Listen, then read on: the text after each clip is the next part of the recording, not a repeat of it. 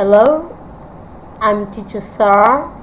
I work as an English teacher at Prem Prachav School. At present, I'm working from home due to coronavirus.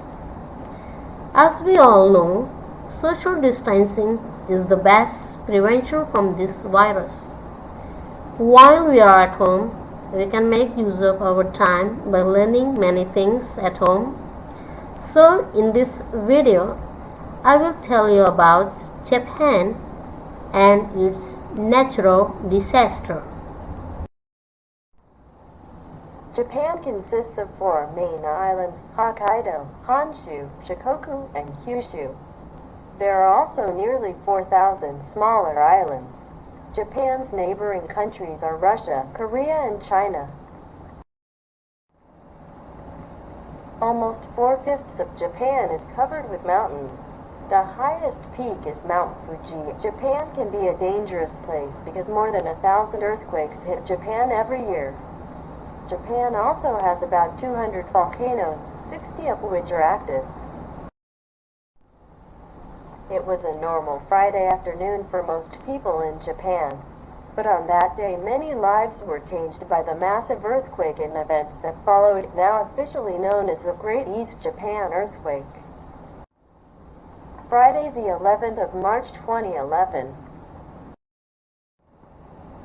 At 2:46 p.m., the 9.0 magnitude earthquake, which was the strongest ever recorded in Japan, occurred 80 miles off the coast of Japan.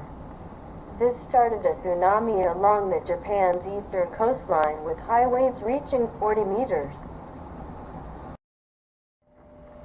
In this incident, many houses, schools, shops, hospitals, and lives were destroyed by this disaster. Sadly, more than 15,000 people were killed and about 3,000 were missing. The Japanese were left with severe pain and heartbreak, but due to a tie, they were able to stand again. Japanese people believe in a collective spirit, which means they like to live in a nuclear family. We all are part of the family, society, country, and planet, and we have common needs and goals. Therefore, we should live together and help each other with a collective way, regardless of being selfish. The Japanese are famous for their willingness to work very hard. Their children are taught to show respect for others, especially parents and bosses. Therefore, their politeness, honesty, orderly behavior were admired by the watching world in every disaster. Japanese worried less about their own needs. During the crisis, neighbors were willing to share their belongings and houses for those who had nothing. There was no looting or rioting, which is what usually happens elsewhere after the disaster. Unit 4. Exercise B1. Listen and read. The Great East Japan Earthquake. At 2:46 p.m. on 11th of March 2011, a very strong earthquake rumbled beneath the sea 80 miles off the coast of Japan. It created a crack 280 miles long across the Earth's surface. This then started a tsunami that headed, unnoticed, straight to the coast of Japan. With the highest waves reaching 40 meters, the tsunami charged through the coastline, destroying houses, shops, schools, hospitals, and lives. Sadly, 15,846 people died, and 3,320 people are still missing. The Japanese people were left with unimaginable damage and heartbreak. Following this unthinkable disaster, the Japanese people's politeness, honesty, and orderly behavior was widely admired by the watching world. Overnight, and into the cold grey morning, long lines began outside the surviving local shops and supermarkets.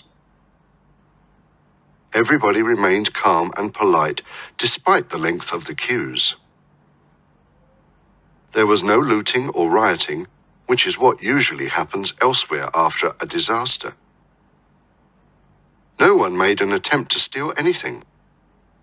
During the crisis, neighbours were willing to share with others, and some people opened their homes to those who had nothing. If the people don't stay positive, then they will be unable to move forward with their futures, said Mr. Sato, a local man. A collective spirit is unquestionably important to the Japanese people.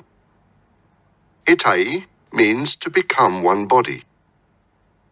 We don't live alone in our lives.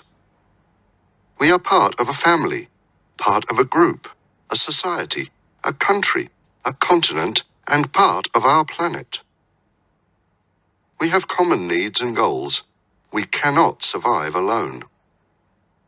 We need each other, and as such we should help to support each other in times of need. If the people of the world were less selfish and behaved in a more collective way, perhaps it would be a better, happier, and more civilized place for everyone to live. Unit 4. Exercise D3. Fill in the spaces with the given words. Sadly, my grandfather died last year. His death touched so many people in our community. When he was alive, he did a lot of work for charities and helped make other people's lives better. When he was dying, he talked a lot about how life should be well spent. He taught me a lot about life, and I'm so sad he's dead. He taught me how to make the most of being alive, and for that I shall always be grateful.